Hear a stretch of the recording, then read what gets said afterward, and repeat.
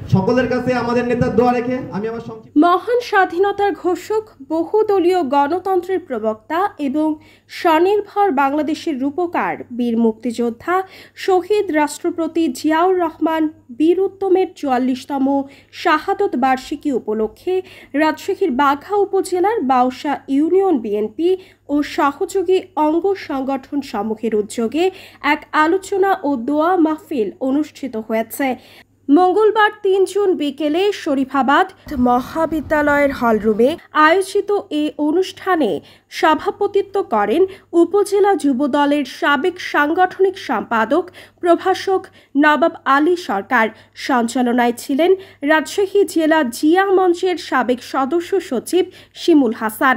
অনুষ্ঠানে উপস্থিত ছিলেন উপজেলা বিএনপির আহ্বায়ক কমিটির সদস্য ৫ আগস্টে কারা নির্যাতিত প্রভাষক আনোয়ার হোসেন পলাশ, বাউসা ইউনিয়ন ছাত্রদলের সাবেক সভাপতি সাইফুল ইসলাম, বাউসা ইউনিয়ন যুবদলের সাবেক সাধারণ সম্পাদক নজরুল ইসলাম, বাউসা ইউনিয়ন যুবদলের সাবেক সাংগঠনিক সম্পাদক সেলিম হোসেন, জিয়া পরিষদের সভাপতি বাবুল হোসেন, পাকুড়িয়া ইউনিয়ন বিএনপির সহ সভাপতি লিটন মাস্টার এবং বাজুবাখা ইউনিয়নের বিএনপি নেতা মোজাফফর হোসেন নান্টু, এছাড়াও বিভিন্ন সহযোগী অঙ্গ সংগঠনের নেতাকর্মী ও একটি মাদ্রাসার ছাত্রগণ অনুষ্ঠানে অংশগ্রহণ করেন। বক্তব্যে নেতাবৃন্দরা বলেন, শহীদ জিয়াউর রহমান যে গণতন্ত্রের বীজ বপন করেছিলেন তা আজও আমাদের অনুপ্রেরণার উৎস। তার অবদান ইতিহাস থেকে মুছে ফেলা যাবে না। তিনি ১৯৭৭ সালে বহুদলীয় গণতন্ত্র প্রবর্তনের মাধ্যমে মত প্রকাশের স্বাধীনতা ও রাজনৈতিক সহনশীলতার ভিত্তি স্থাপন করেন।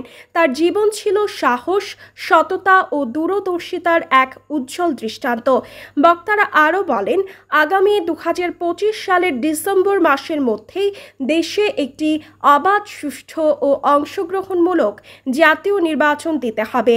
তারা দাবি করেন, একটি নিরপেক্ষ সরকারের অধীনে নির্বাচন ছাড়া গণতন্ত্র প্রতিষ্ঠা সম্ভব নয়। শহীদ জিয়ার আদর্শকে অনুসরণ করে সকলকে ঐক্যবদ্ধ হয়ে দেশের গণতান্ত্রিক অধিকার পুনঃপ্রতিষ্ঠায় কাজ করার আহ্বান জানান নেতারা। অনুষ্ঠান শেষে দোয়া মাহফিল অনুষ্ঠিত হয়, যেখানে শহীদ জিয়াউর রহমান সহ সকল শহীদ মুক্তিযোদ্ধার আত্মার মাগফিরাত কামনা করা হয়। দোয়া শেষে তবারক বিতরণের মাধ্যমে অনুষ্ঠান শেষ হয়। রিপোর্ট করেছেন মোস্তাফিজুর রহমান, ক্যামেরায় নাহিদ ইসলাম।